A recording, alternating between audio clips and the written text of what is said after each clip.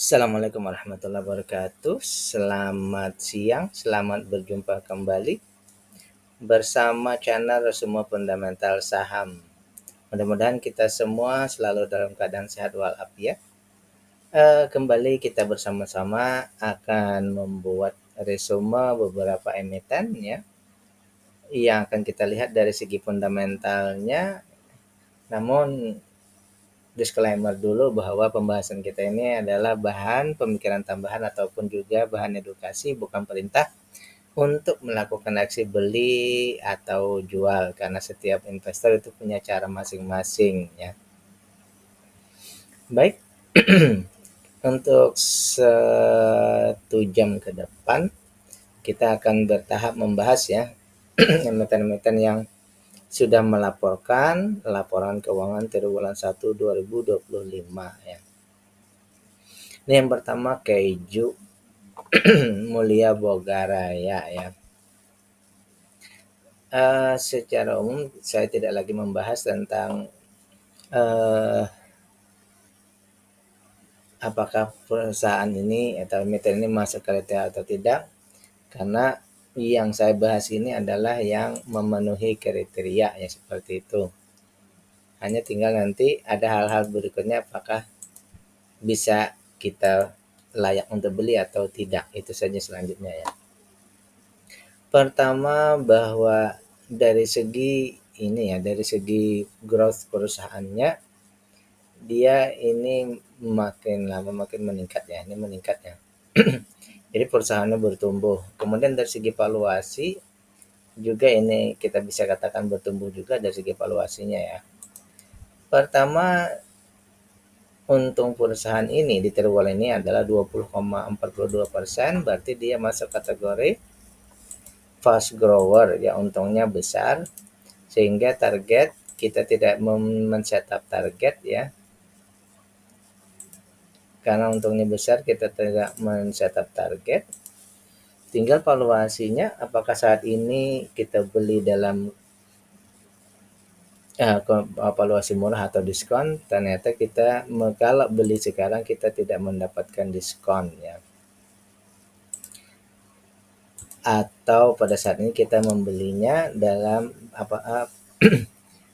1,23 kali lebih mahal ya. Jadi kalau beli sekarang ini valuasinya mahal di 1,23 kali ya. Untuk dividen ini mereka sudah membagikan dividen di tahun 2024 ya, sebesar Rp13 setara dengan 49,79%. Jadi kalau kategori ini berarti dia termasuk DPR-nya besar ya. Meskipun nanti setelah kita konfirmasikan dengan harga sekarang, itu dividen yield-nya termasuk atau tergolong kecil ya. Seperti itu.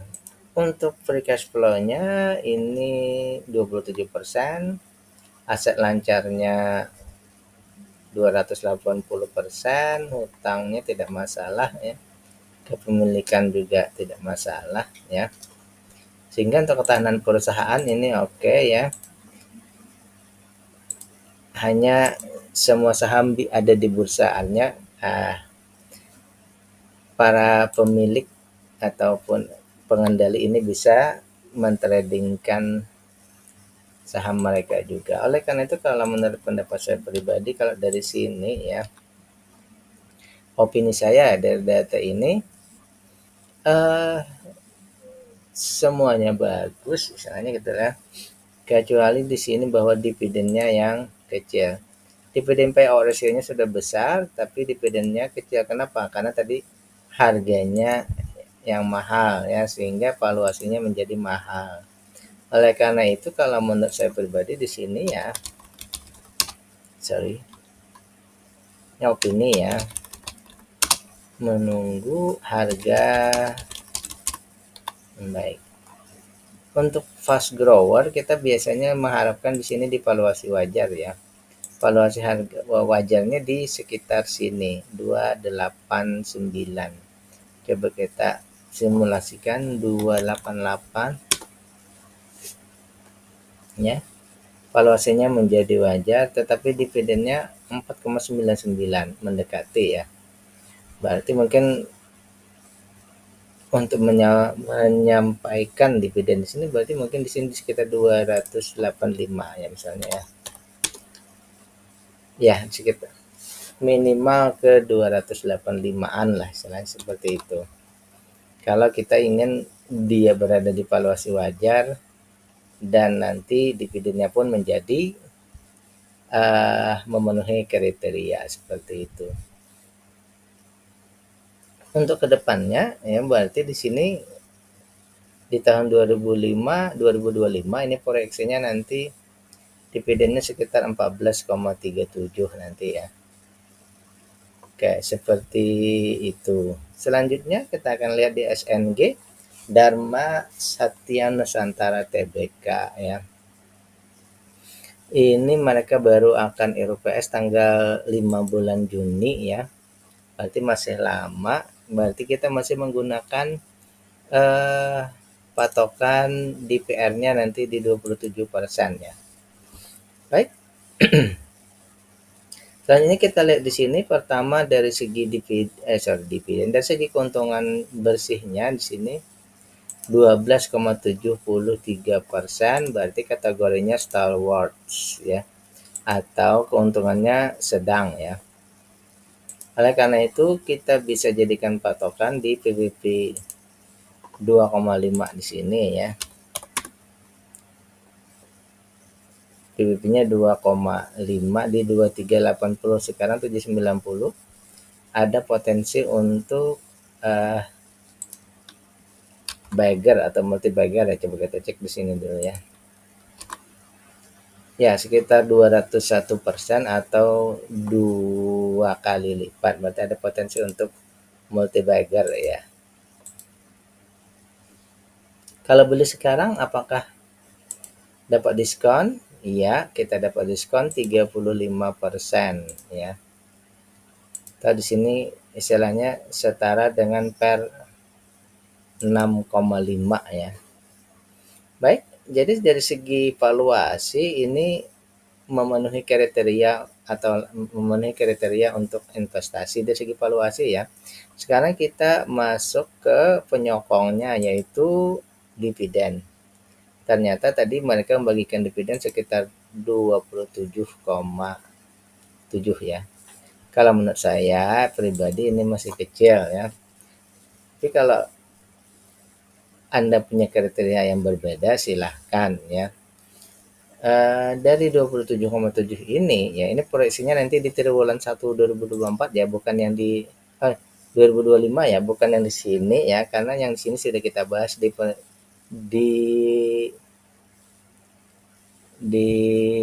playlist 2000 playlist triwulan 4 2024 ya. Yang ini proyeksinya di triwulan 1 2025 itu nanti persisnya seperti ini. Akan jadi 33,65 atau setara 4,26 ya. Berarti di sini dividen yield-nya menjadi termasuk dalam kriteria kecil ya. Dividennya kecil.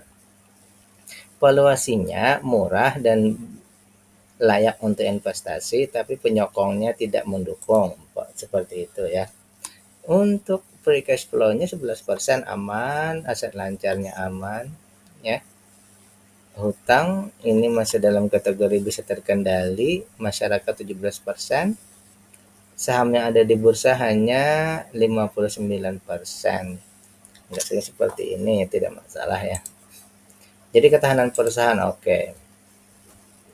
Valuasinya murah, valuasinya layak beli, penyokongnya belum mendukung, ketahanan perusahaan oke. Berarti perusahaannya oke saja tidak ada masalah ya. Hanya dari segi keberpihakan kepada investor yang kalau untuk saya pribadi ini kurang seperti itu saja ya. Jadi langkah kita nanti kalau seperti ini kita tentu saja menunggu di sini ya. Menunggu di hasil RUPS apakah terjadi peningkatan dari segi dividen payout ratio. Misal ini kita berandai-andai ya, misalnya sini 30 rupiah, misal masih kurang 30 ya, 40 ya, sekitar 30%-an. Kalau misalnya 37%, dividennya sudah menjadi besar, sudah di atas 5% kalau dia di sekitar 37%-an ya. Jadi untuk perusahaan ini berarti di sini aja untuk simulasi kita, masalahnya di sini saja ya. Dividen payout ratio-nya yang di bawah, coba kita kasih 70 misal 30, masih kurang ya, dari sekitar 35 minimal ya, 35% sudah di 5%-an. Jadi seperti itu. Jadi oleh karena itu di sini berarti kita menunggu dividen payout ratio-nya di sekitar 35% ke atas. Dari mana? Di sini kita tunggu RUPS-nya. Kalau misalnya RUPS-nya di sini tadi sekitar 35%, maka dia menjadi memenuhi kriteria kita yang penyokongnya untuk beli. Berikutnya KDSI, Kedawang Setia Industrial ya. Di sini seperti biasa semuanya di sini memenuhi kriteria ya. Lalu karena hanya saja nanti dalam yang seperti ini kenapa saya memasukkannya? Karena sebelumnya dia di sini termasuk stalwarts ya, termasuk dalam memenuhi kriteria ya. Lalu setelahnya ternyata di semester ini tadi, triwulan ini ya, triwulan 4, oke, yang triwulan 1 ternyata keuntungan bersihnya ini berkurang menjadi 8,36, sehingga dia menjadi dalam kategori slow grower atau untungnya kecil. Perusahaan ini rugi kah? Tidak. Perusahaan ini bagus. Perusahaan ini untung, hanya saja untungnya kecil. Ini menurut saya ya. Kalau kita ya istilahnya memberikan kelonggaran bahwa oke lah, misalnya di atas 5%, berarti masuk saja kriteria Anda. Tetapi kalau misalnya ini opini saya bahwa untungnya itu sebaiknya di atas 10%, ya dia termasuk dalam slow grower, untungnya kecil. Lalu kita cek di sini apakah dia memenuhi kriteria untuk bagger. Ternyata di sini ya, untuk proyeksi kita di PBV 2,5, dia nanti untungnya 190%, dia tidak bagger tapi tidak multi bagger, hampir bagger ya. Namun untuk di harga sekarang, apakah ya kita beli sekarang dapat diskon?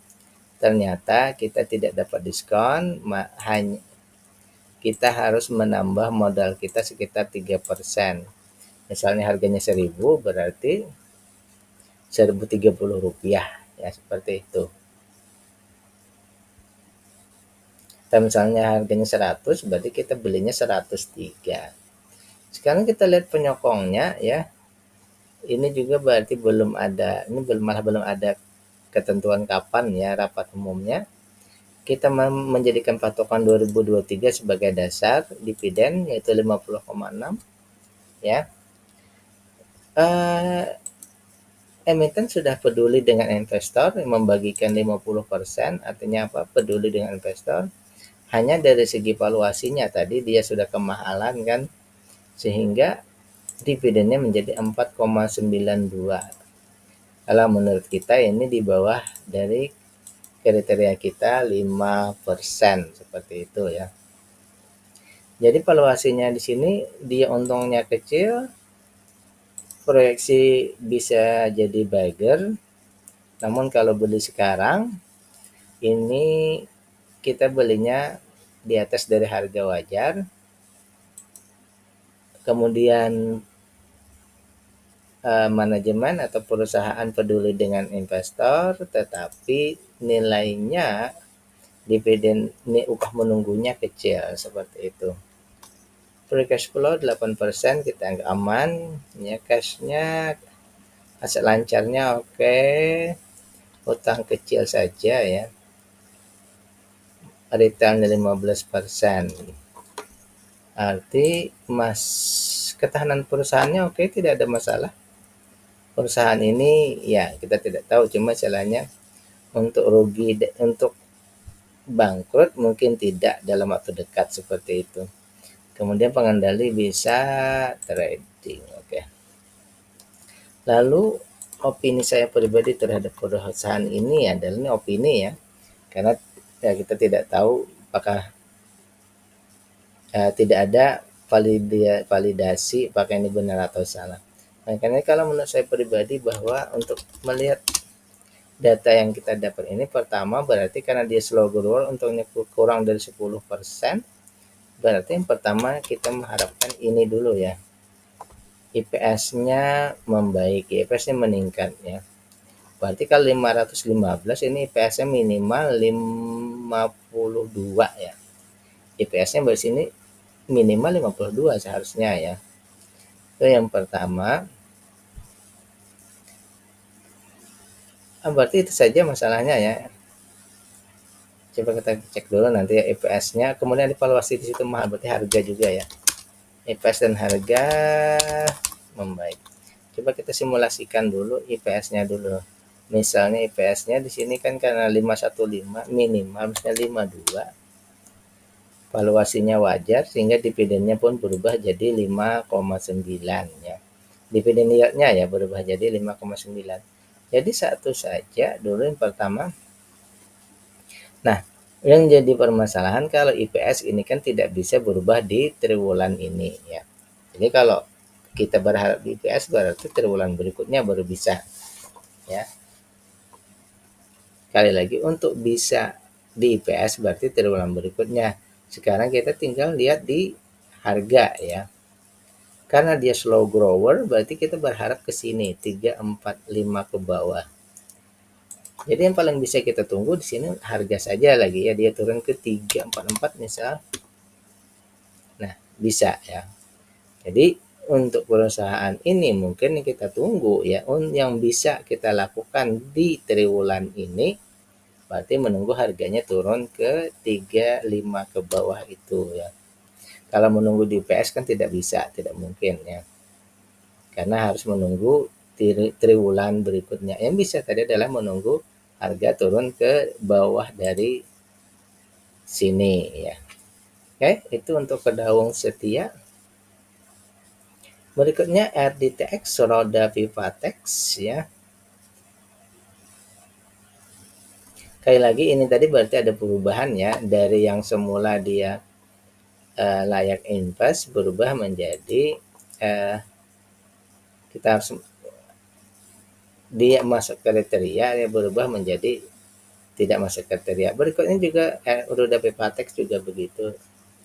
Bukan begitu, sama masih ya. Dia dari segi lainnya, dari segi data awal dia memenuhi kriteria, tetapi dari segi keuntungan ya dia di sini di bawah 10%, sehingga kalau kita jadikan dasarnya seperti ini ya, dia jadi slow grower, untungnya di bawah 10%. Perusahaannya untung ya, sekali lagi sebagai catatan bahwa perusahaan ini untung. Dia di sini fluktuatif ya, naik turun naik ya. Untuk growth perusahaan dia naik ya, zigzag istilahnya begitu ya, naik turun ya. Untuk growth valuasi ya ini tetap rata-rata di 9% ya, keuntungannya rata-rata di 9%. Sekali lagi perusahaan ini untung, tapi untungnya dalam kategori kecil ya. Selanjutnya kita cek di sini berarti untuk target 2,5 ya. Itu nanti jadinya sekitar 132%, berarti ada potensi untuk bagger ya. Namun apakah beli sekarang ini termasuk dapat diskon? Ternyata kita tidak dapat diskon, tapi kita harus membeli saat ini nanti 8% lebih mahal kalau beli sekarang. Berarti di sini untuk dividennya kita masih memakai yang 2023 ya, karena di 2024 ini sudah ada membagikan sekitar 151, tapi apa istilahnya itu, dividen finalnya belum ada data ya, berarti kita masih menunggu. Jadi kita pakai aja yang dulu 98,5%, berarti termasuk memenuhi kriteria ya. Dan ya, berarti ini di sini ya, di 2025 ini patokannya berarti nanti sekitar 9,004.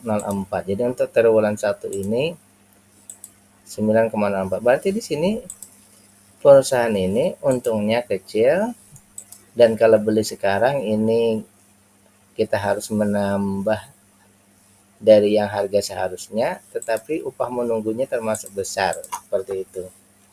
Free cash flow-nya 13% aman, asal lancarnya 4 kali lipat utang. Lainnya tidak masalah, berarti ketahanan perusahaan oke. Hanya bahwa semua saham ini ada di bursa dan pengendali bisa menjual belikan saham mereka secara langsung. Jadi dari semua data yang kita dapatkan sini ya, opini saya terhadap perusahaan ini pertama adalah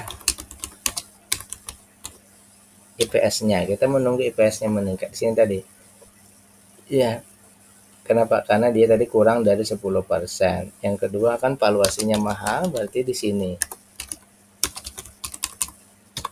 Sama dengan apa ya tadi, yang pertama tadi apa? KDSI ya. Sama dengan KDSI ini ya, halnya serupa ya. Bahwa yang pertama, untuk bisa untungnya lebih ini berarti ya IPS-nya harus lebih ya. Di sini berarti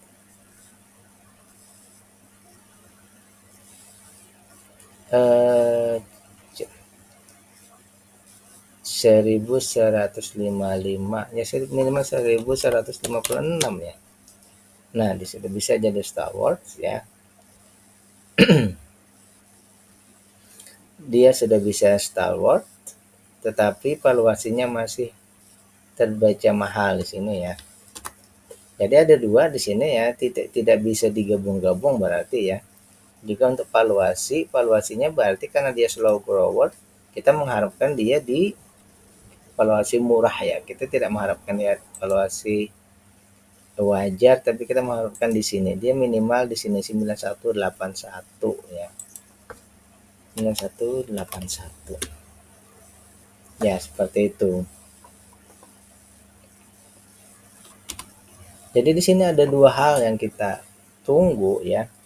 Untuk yang di triwulan ini, pertama kalau begitu kita menunggu di harga turun ke 9181. Coba tolong. Ya. Dan itu tidak mengubah dari statusnya di sini. Kenapa? Karena ini hubungannya dengan IPS. Di sini dia harus keuntungannya di 1155 atau 1156. Berarti ya kita harus menunggu di triwulan 2 nanti ada perbaikan kinerja ya, seperti itu. Jadi di sini dua ya. Kalau di KDSI tadi pilihannya harga yang turun, kalau ini mesti keduanya. Berikutnya unik ya, Polima Nitra Tbk ya. Ini dia sebelumnya tidak masuk ya, sekarang ini masuk pembahasan. Kenapa? Karena di sini sebelumnya hutangnya ini termasuk berada di area besar ya. Sekarang dia sudah turun hutangnya. Kemudian kita tinggal cek selanjutnya. Yang pertama bahwa untungnya 15,25%. Dia termasuk, berarti untungnya udah besar ya. Sekarang masuk untungnya besar ya. Kemudian berarti di sini tidak jadi patokan kita ya. Kita tidak menjadikan 358 ini sebagai target lagi ya. Apakah beli sekarang ini murah? Ternyata tidak ya. Beli sekarang ini tidak murah. Kenapa? Kita malah harus lebih dari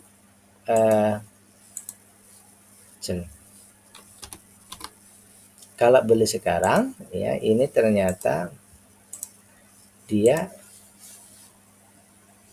atau kita harus menambah modal hampir 1 kali ya. Misalnya harganya 1.000 tadi, berarti kita harus membeli di 1.800, hampir 2 kali lipat ya.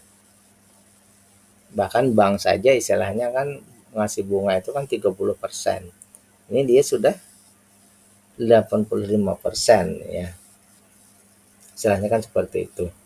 Kemudian untuk dividen karena belum ada tanggal RUPS-nya, kita berarti masih mendasarkan di 2023 di 29,42%. Untuk proyeksi kita di triwulan 1 2025 berarti di sini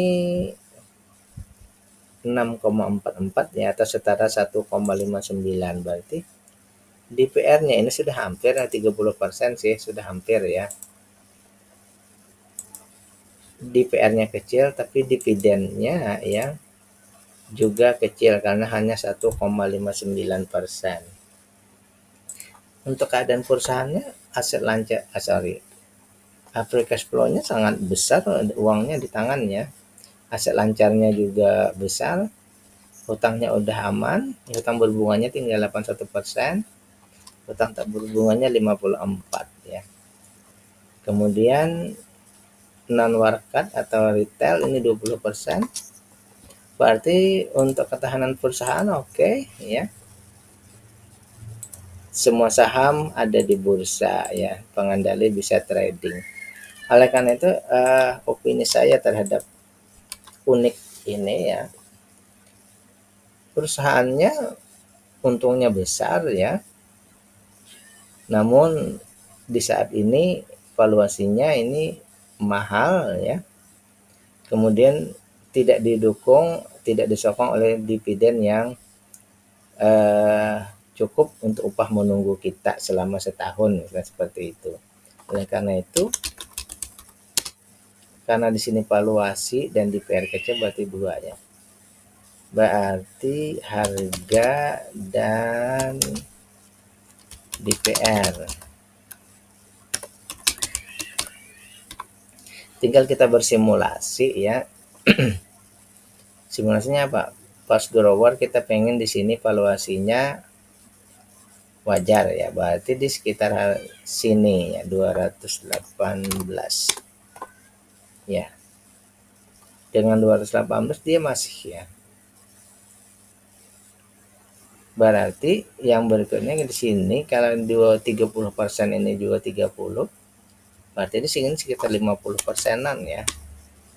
Nah, seperti itu. Jadi dua hal yang kita tunggu di sini, bahwa yang pertama harganya turun ke sekitar ini ya, di bawah ini, kemudian kan ini apa, ini valuasi wajar, dan juga yang kedua dividen PO ratio-nya ini sekitar 50%. Kalau begitu berarti kan di sini 21,53. Coba kita kasih di sini ya. Kalau 50%-nya berarti 21 itu 11 ya. 10,5 bisa. Coba misalnya seperti itu ya. 10,5. Masih kecil ya. Kenapa tadi? Karena harganya berarti di sini juga harus turun ya. Seperti itu ya. Berarti di sini 11. Kita berasumsi dulu ya, bersimulasi ya. Jadi sekitaran situ bisa ya. Pertama di sini nanti dividennya di sekitar 11 rupiah atau 51%. Kemudian harga turun juga ke 208 di bawah 219 ya. Seperti itu untuk unik ya. Berikutnya PSGO Palma Serasi dari semua data. Kemudian di sini yang kita bisa lihat adalah yang pertama untungnya ya 14,87%. Ini yang masuk kategori untungnya sedang ya. Tapi dia sudah mendekati ke untung besar ya.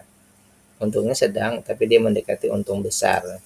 Kemudian perusahaannya di sini berarti target 336 ini bisa aja kita jadikan proyeksi ya. Jadi nanti sekitar 111%. Oke. Tidak multi bagger, hanya bagger saja. Kemudian beli sekarang gimana? Kita dapat diskon 20%. Jadi untuk perusahaan ini secara valuasi layak untuk investasi kalau kita ingin berinvestasi di perusahaan yang untungnya sedang-sedang saja ya. Tinggal kita cari atau kita mengecek penyokongnya. Di sini untuk triwulan untuk tahun 2024 ini belum ya. ROPS-nya nanti tanggal 8 bulan 5 menentukan nanti berapa dividen ya. Jadi kita masih memakai di 2023 yaitu 27,45. Dengan segitu berarti DPR-nya masih kecil ya. Kalau kita proyeksikan ke triwulan ini berarti 5,49 nanti setara 3,45 berarti upah menunggu kita ya, upah menunggu kita hanya sekitar 3%-an, 3,5% atau tergolong kecil. Jadi valuasinya murah, layak untuk investasi, tapi upah menunggunya kecil seperti itu. Kecuali nanti di sini ada perubahan, nanti kita simulasikan ya. Untuk free cash flow-nya 24%, aset lancar 2,273%, hutang separuh, tidak ada masalah ya. Wah, saham ada di retail pun kecil juga. Saham yang ada di bursa pun hanya 15%. Dan pengendalinya tidak trading ya. Jadi simpulan kita untuk ketahanan perusahaan aman, tidak ada masalah ya. Berarti di sini permasalahannya hanya satu, yaitu upah menunggu dari investor ini termasuk kecil.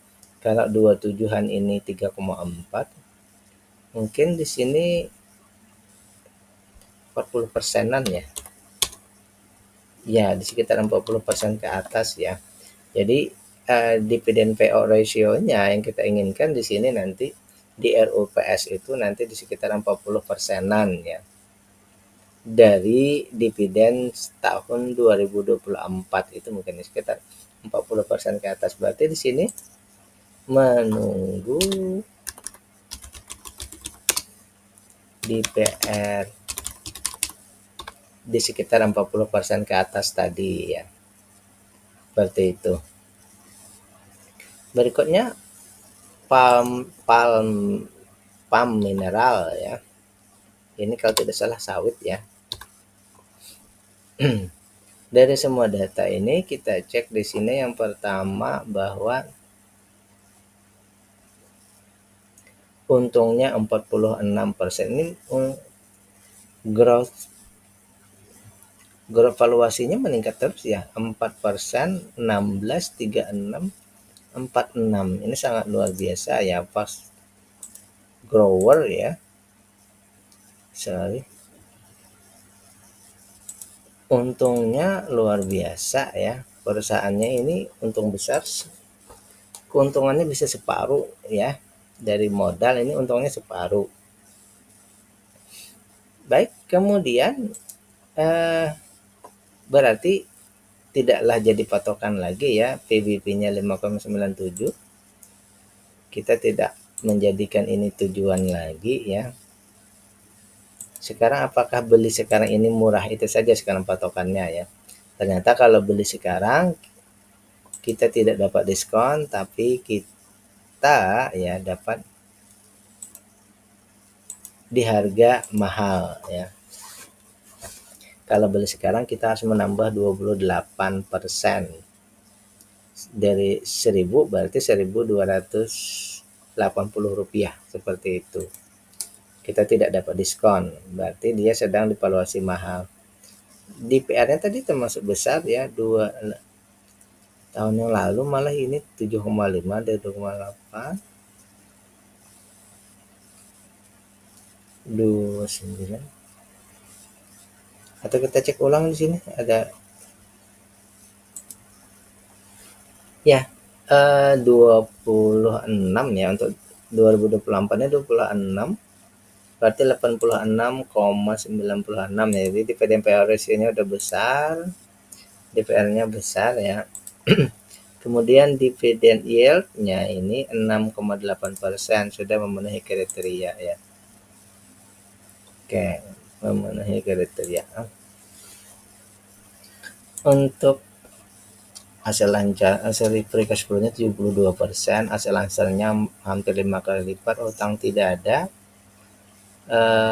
utang pada rekanan 18%, masyarakat 28%, dan itu pula yang ada di bursa, berarti pengendali tidak trading. Jadi kesimpulannya adalah perusahaannya aman, perusahaannya bagus, keuntungannya sangat besar, kan 50%, hampir 50% ya. Hanya valuasinya saja yang masih di atas dari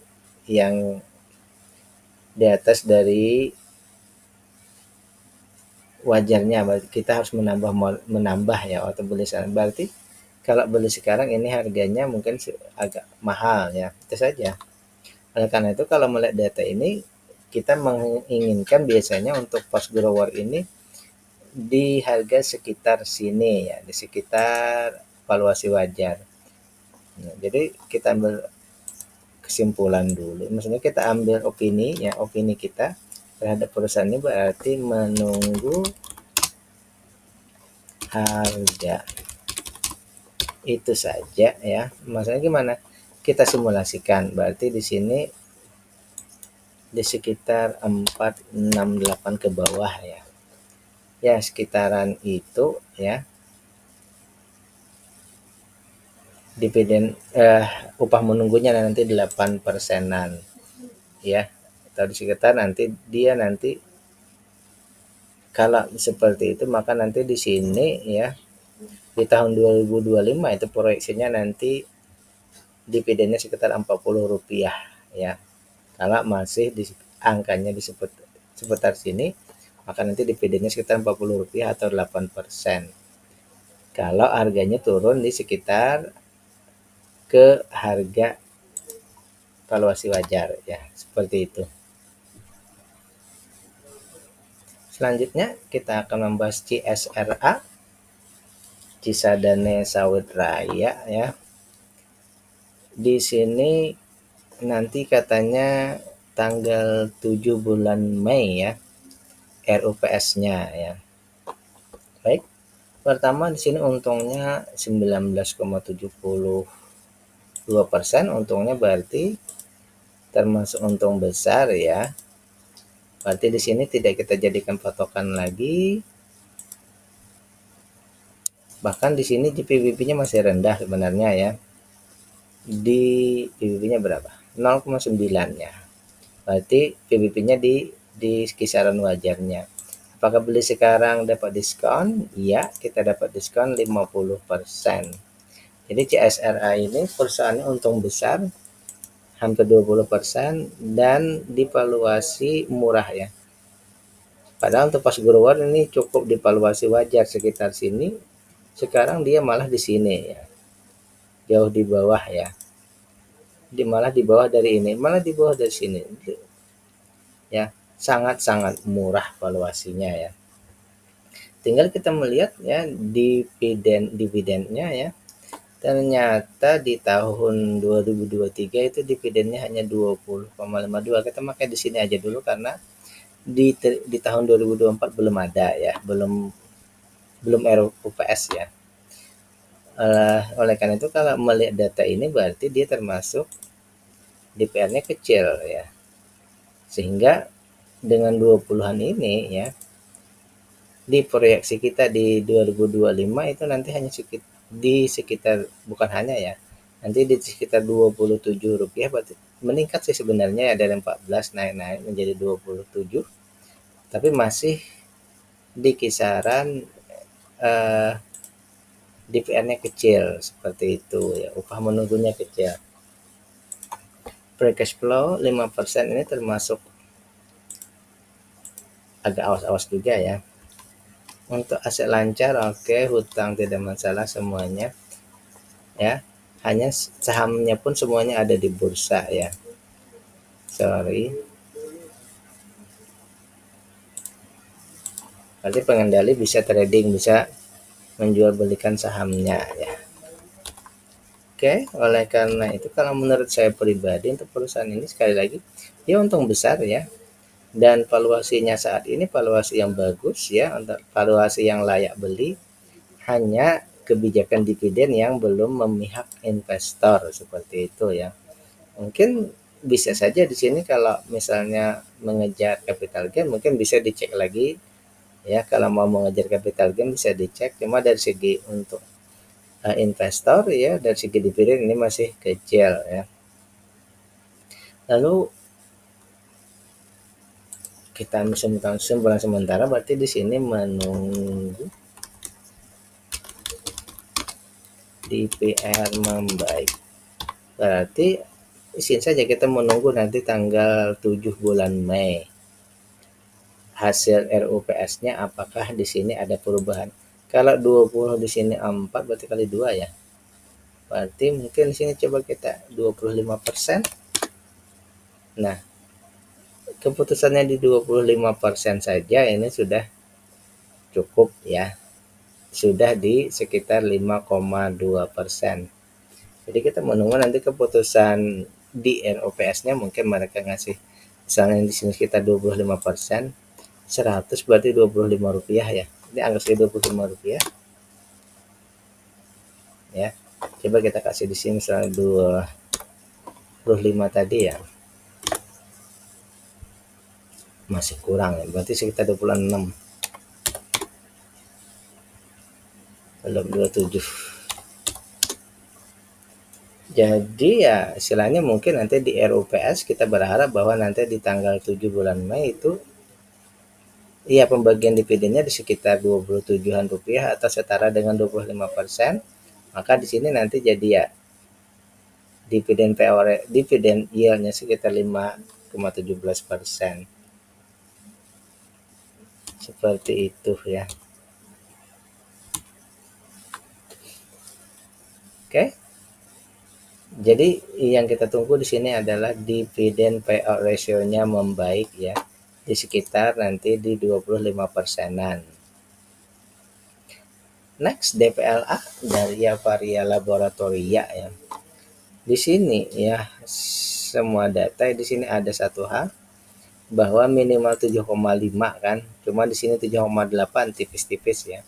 Di sini saya hanya ngasih tanda saja ya bahwa di sini tipis-tipis dia sudah memenuhi kriteria tapi tipis-tipis ya. Dari segi keuntungan bersih di sini ya hampir 11%, dia masuk kategori untungnya sedang ya. Untungnya sedang. Kemudian untuk target ya sebetulnya. Kalau misalnya kita men-trigger targetnya ya di 2,5 ya. Di 2,5 itu ada sekitar 100,2%. Jadi ada potensi untuk beggar ya. Ada potensi untuk beggar. Dia memang sudah di 1,23 kali untuk PBB-nya ya. Namun untuk beli sekarang apakah ini valuasinya, kita mencari valuasi murah ya. Ternyata dia 12% lebih mahal daripada harusnya kita beli ya. Harusnya kita beli itu kan maksimal di sini. Tapi sekarang dia sudah di atas itu. Bahkan sebenarnya kita tidak di sini, kita harusnya di sini ya. Belinya di bawah ini karena dia kita mengharapkan valuasinya valuasi murah. Jadi nanti kita mengharapkan harganya di bawah ini ya. Untuk dividen juga ini belum ada penentuan kapan ya, belum ada penentuan kapan eh, RUPS. Jadi kita masih pakai 2023, ini 82%. Ya, 82,6. Nanti di tahun 2025 perkiraannya nanti dividennya sekitar ini. 120-an. Berarti di sini masih di atas ya, akan meningkat berarti ya. Kalau memang tetap, berarti dia akan meningkat, ini setara dengan 7,3%. Proyeksinya nanti yaitu meningkat dividennya ya. Seperti itu. Di sini memang sudah membagikan 40, tapi kita belum tahu nanti berapa finalnya ya. Jadi makanya kita masih pakai yang ini. Kalau misalnya di sini 80%-an, jadi 20%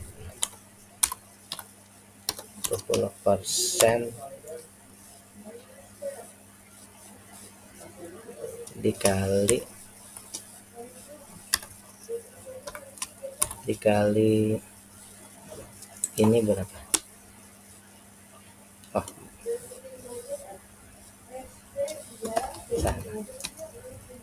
Oke.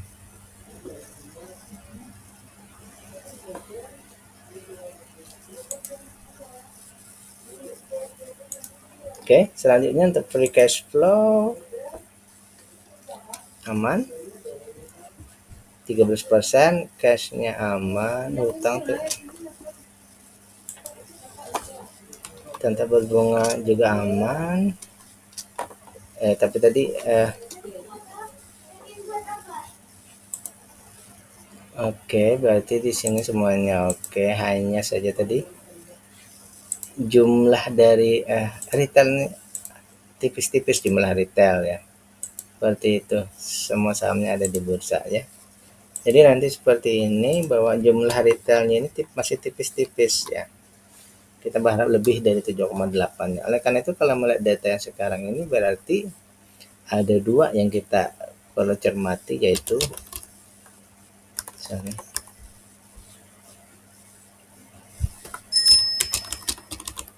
menunggu harga, dan yang kedua itu retail dua ya. Valuasinya tadi mahal, kemudian ini 7,8, kita berharap lebih dari 10 sebaiknya ya. Oleh karena itu kita bersimulasi dulu ya. Harga tadi ya, harga ini di bawah ini harusnya 1196 ya, valuasinya akan murah sehingga nanti di situ juga hampir target kita menjadi nanti hampir hampir multi bagger ya. Kemudian dividennya pun jadi sekitar 10%. Oke. Demikian dulu pembahasan kita untuk beberapa emiten kali ini. Sekali lagi ini bukan perintah untuk melakukan aksi beli atau jual, ini hanyalah bahan pertimbangan tambahan ataupun juga sebagai bahan edukasi. Billahi taufiq wal hidayah. Assalamualaikum warahmatullahi wabarakatuh.